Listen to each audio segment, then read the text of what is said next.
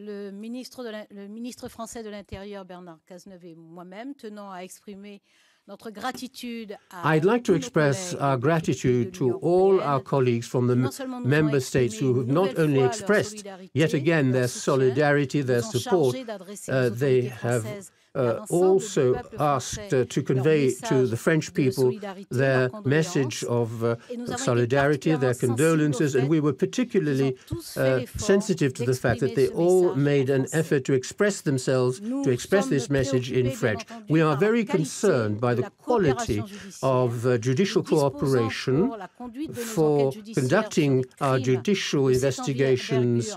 We have some instruments available for such investigations, depend on the quality of our relationships with the countries concerned by investigations, given the personalities of the terrorists involved and their background.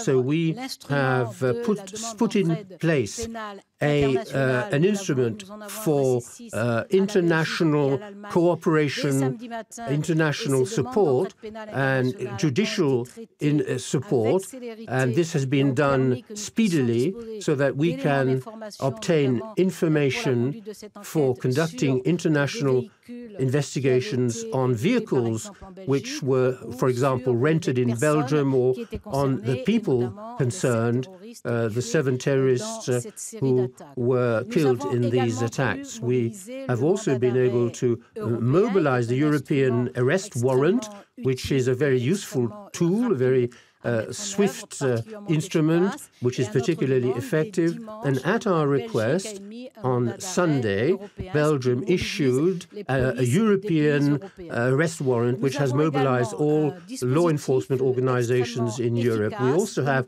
a very effective system that we can mobilize for specific investigations.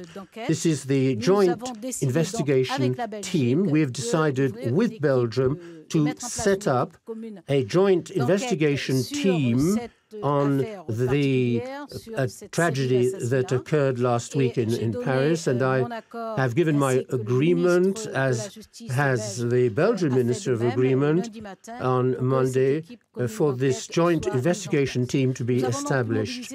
So we have mobilized all the cooperation instruments that exist.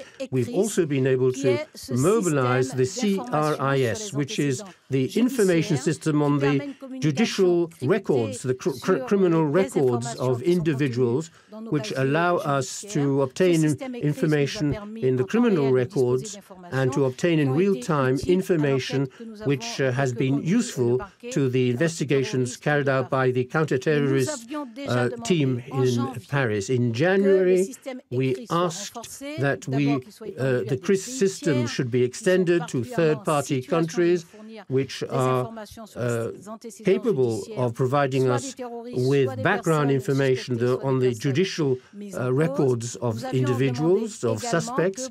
We've also asked, in order to reinforce the reliability of the information, we have asked for the storage and transmission of fingerprints should also be included in the CRIS system. So we'd like to thank the Luxembourg presidency and the European Commission for accepting to hold this meeting today very quickly, and also for working very closely with us in France so as to arrive at the conclusions of today's meetings, which will reassure us. We know that by the end of the year, the provisions that we have been asking for a long time, the measures that we've been asking for a long time, will be implemented before the end of the year. They concern the CRIS system. They also concern a request regarding the revision and updating of the framework decision of 2008, which defines the incriminations that can be used for terrorist acts. And by the end of 2015, this framework decision framework will be revised so that incriminations which are contained in resolution adopted by the UN in September 2014, the resolution unanimously adopted in all the EU countries, which will make it possible to incriminate people who travel for terrorist activities, who finance those trips, who organize or facilitate those trips by terrorists.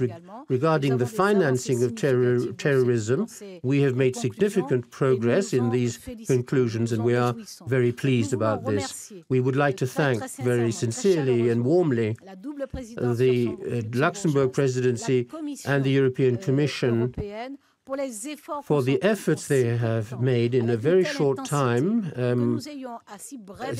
so that we can get quick results in terms of implementing these new tools and instruments that we have asked for. There are a lot of things that remain to be improved. We need to work more on the existence in all European countries of the equivalent of a search warrant that would allow us more easily to arrest suspects who have been identified. On the 19th of October, we met here to work on the prevention of radicalization.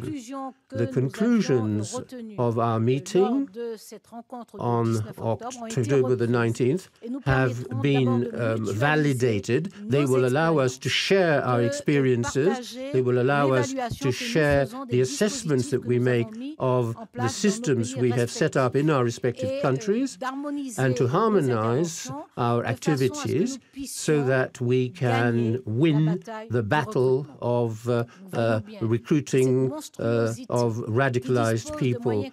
So the people who recruit radicalized young people have enormous resources, financial resources, logistical resources, the ability, military resources as well, and above all, they have great control over, they master modern technologies, they're very good at propaganda, so they can deploy a lot of forces across all continents. So it's very important to work on the conditions in which young people are radicalized and recruited for radicalization purposes.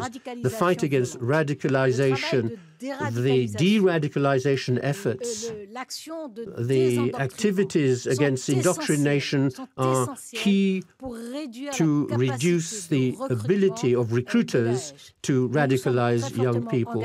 So we are strongly committed to this. The conclusions of our meeting validate those that we came to in October, and very soon we will multiply our capacity, our ability to fight against violent radicalization, thanks to the action we will take in a more coordinated way.